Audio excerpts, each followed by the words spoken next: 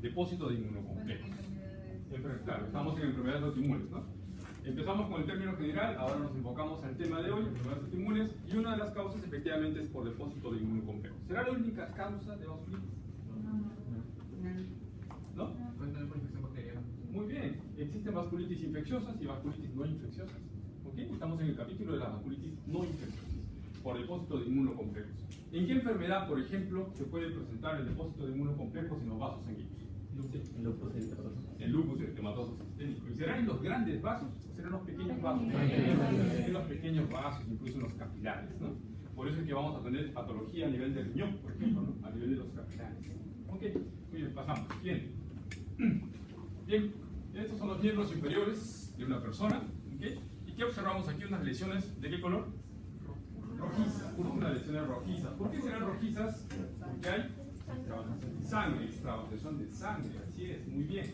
Entonces, a esto le llamamos, a estas lesiones, no son puntiformes, sino son purpúricas. ¿Okay? Es una lesión purpúrica, generalmente en los miembros inferiores. Y si ustedes observan, en cada lesión hay un punto negruzco, ¿no es cierto?, más o menos en el centro, ¿okay?, que indica que hay necrosis. ¿Okay? Entonces, esta es una lesión que está llevando, lesión purpúrica, que está llevando a un proceso de extravasación sanguínea y también necrosis.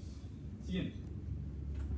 Cuando hacemos el aumento, efectivamente, ven ustedes la lesión purpúrica alrededor y en el centro un punto negruzco que indica que hay ya una supresión de la irrigación en esa zona que está produciendo necrosis focal, ¿no? En cada tipo de lesión. En cada lesión. Siguiente.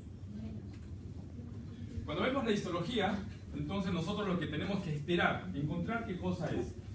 Esa supresión de la irrigación nos hace suponer que hay una trombosis en los pequeños vasos. Efectivamente, si nosotros examinamos la lámina, esto es la piel, ¿cierto? La epidermis. ¿Esto qué cosa es?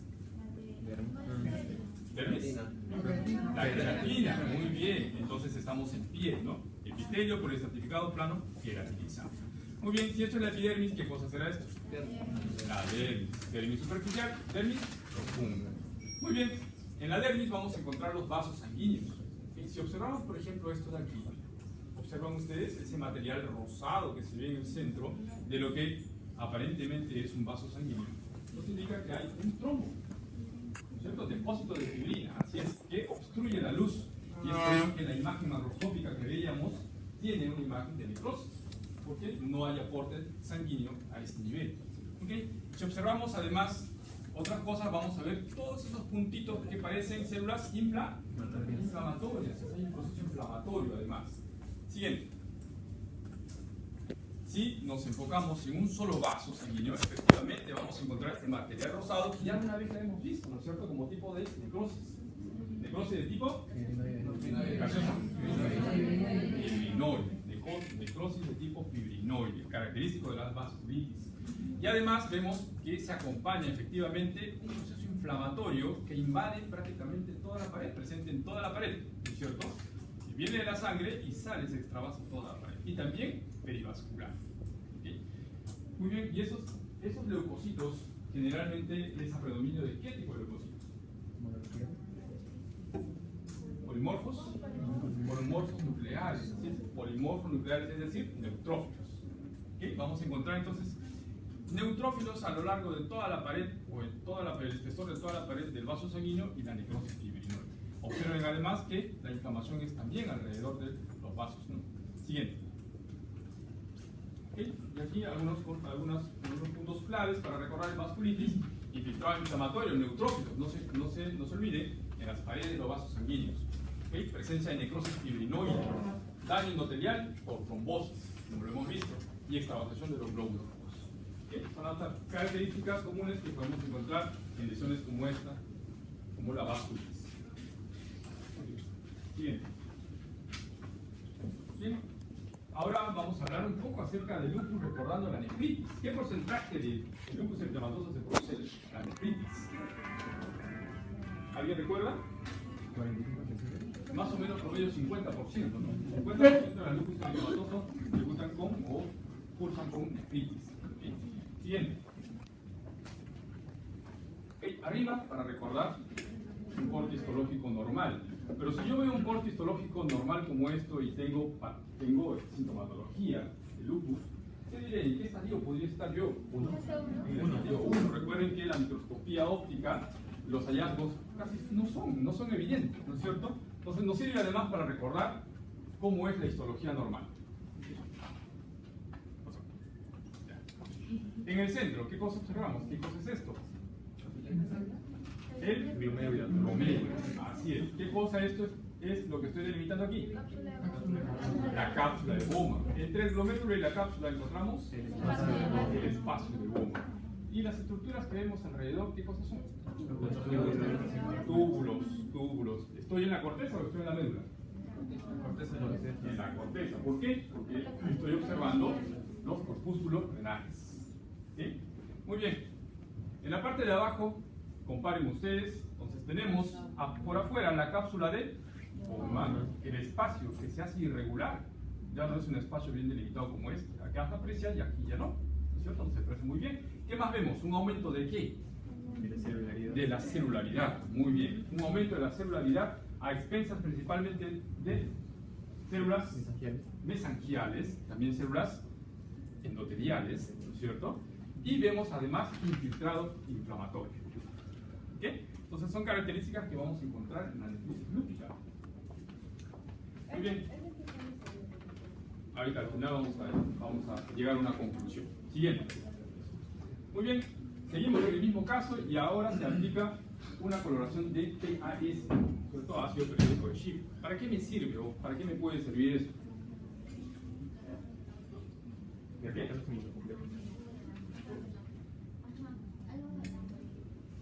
Ya, ok. ¿Me puede ayudar a delimitar la membrana basal? ¿No es cierto? La membrana basal que está presente, ¿no es cierto? ¿En dónde? ¿La membrana basal de quién? ¿De la cápsula? No, ¿Del glomérulo? De los capilares. ¿Sí? Recuerden que los glomérulos están compuestos de capilares, células mesangiales. ¿Okay? Entonces, delimita muy bien la membrana basal y nos dice qué cosa, que hay un engrosamiento de la membrana basal. Ven ustedes cómo se delimita la membrana basal de cada capilar, ¿okay? Haciendo rígido el capilar y observándose de manera muchos de ellos circulares, como si fueran las asas de alambre. Así es, las asas de alambre. Muy bien, si seguimos examinando este caso siguiente, vemos aquí, al igual, observamos engrosamiento de la membrana basal de los capilares. ¿Okay? Engrosamiento. Seguimos en lo mismo. También nos hace recordar a las asas de alambre. Siguiente. Y cuando hacemos la inmunofluorescencia, observamos efectivamente que esto nos marca los depósitos de inmunocomplejos. ¿En qué parte? En el subendotelio, es decir, entre el endotelio y la membrana basal. Es justamente donde se dan los depósitos de los inmunocomplejos. ¿Okay? Siguiente, y eso al final, bueno, esta es la microscopía electrónica en la cual se observa la membrana basal engrosada, ¿okay? Y los depósitos de este material que corresponde probablemente a los inmunocomplejos. Siguiente. ¿Okay? ¿Qué les parece todo lo que hemos visto? ¿A qué estadio o qué clase de nefritis lúpica podría corresponder? La 4. Recuerden que característicamente la tipo 4 presenta las asas de alambre. Los depósitos están en el subendotelio, entre la membrana basal y el sub y el endotelio. ¿Ok? Siguiente. Efectivamente es un tipo 4. Siguiente. Para recordar, entonces, la nefritis lúpica tiene varios patrones de lesión, ¿no es cierto? Reconocemos 6 patrones. ¿Okay? La de tipo 4 se caracteriza por marcada actividad de los glomérulos, aumento de celularidad, como hemos visto, presencia de células inflamatorias. De un comienzo vimos la primera imagen con células inflamatorias. Engrosamiento de membrana basal, las asas de alambre y los depósitos demostrados por inmunofluorescencia, ¿no es cierto?, de los inmunocomplejos. Sí, también es eso. Siguiente. Okay. Cuando recordamos otro tipo de enfermedad autoinmune, ¿no es cierto?, nos vamos ¿a qué órgano? A la tiroides. ¿Okay? Recordamos entonces que la tiroides también puede ser asiento de enfermedades autoinmunes, y en este caso, la tiroides de Hashimoto, que es bastante frecuente como causa de hipotiroidismo o hipertiroidismo. Hipotiroidismo. Hipotiroidismo, así es. Siguiente. Esta es una tiroides normal, ¿okay?, con sus lóbulos. ¿Okay? A veces encontramos una un glóbulo intermedio, la pirámide de Larouet, ¿cierto? Que recuerdan ustedes Ponch, de repente. Ok, siguiente. Cuando recordamos la tiroides, nosotros recordamos que la tiroides está formado por folículos tiroideos y que esos folículos tiroideos están delimitados por unas células que son cúbicas. Muy bien. ¿Un monoestratificado o poliestratificado? Monoestratificado. Pero además tenemos otro tipo de células. Eso sería recordar un poco más la histología. Ok. ¿Perdón? Las células paratiroideas. ¿Qué dicen las células paratiroideas? Esa es en la glándula paratiroides. Parafoliculares. Así, las células parafoliculares son las células C, productoras de calcitonina. ¿Ok? Pero todavía estamos ahí. Ok. Cuando observamos esta lámina, ¿qué llama la atención? Un folículo linfoide. Muy bien, eso es lo primero que llama la atención. ¿Qué hace un folículo linfoide ahí? Eso me dice que hay un proceso inflamatorio agudo o crónico. Crónico, muy bien, crónico. Vemos un centro germinal y sus células periféricas aquí, un folículo bien formado. ¿Qué cosa estoy marcando aquí? Coloide, muy bien, hay un resto de coloide aquí y vemos alrededor algunos folículos tiroideos remanentes. Es decir, que este proceso autoinmune va destruyendo, va atrofiando los folículos tiroideos normales, de tal manera que la función tiroidea va disminuyendo conforme pasa el tiempo. ¿Okay? En un comienzo hasta puede ser subclínico, pero después, conforme pasa el tiempo y se va destruyendo la glándula, ya se hace evidente el hipotiroidismo. ¿Okay? Entonces, característica, atrofia de los folículos tiroideos, los que quedan, vemos un denso proceso inflamatorio crónico con formación de folículos linfoides. ¿Okay? Pero hay una característica más. Entonces, debido a este proceso inflamatorio, ustedes recuerdan que hay un cambio de la célula, ¿no es cierto? ¿Cómo se llama ese cambio de la célula frente a un evento adverso? Así es. Y aquí vamos a encontrar también un cambio.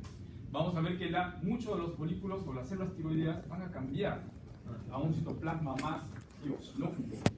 ¿Okay? Se van a evidenciar eosinófilos granulares. ¿Cómo se llaman esas células? Tienen un nombre. Siguiente. Infiltrado, proceso inflamatorio, y aquí, bueno, no se ve muy claramente, pero el citoplasma es eosinófilo granular. Por ello lo dijeron, las células de Harter. Así es, la célula de Harter está en sus 10. La célula de Hurtley, con 10. Las células de Harter. ¿Okay? Entonces, tres componentes a recordar: proceso inflamatorio con folículos linfoides, hay la disminución o atrofia de los folículos tiroideos y la presencia de las células de Harter, que no son nada más que la metaplasia de las células foliculares. Okay. A ver, antes de pasar, ¿qué anticuerpos o qué anticuerpos contra qué elementos se pueden dar en la tiroides?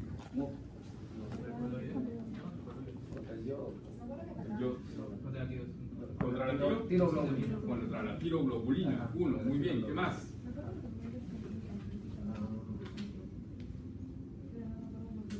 Ya, hay un proceso de citotoxicidad también mediado por CD8.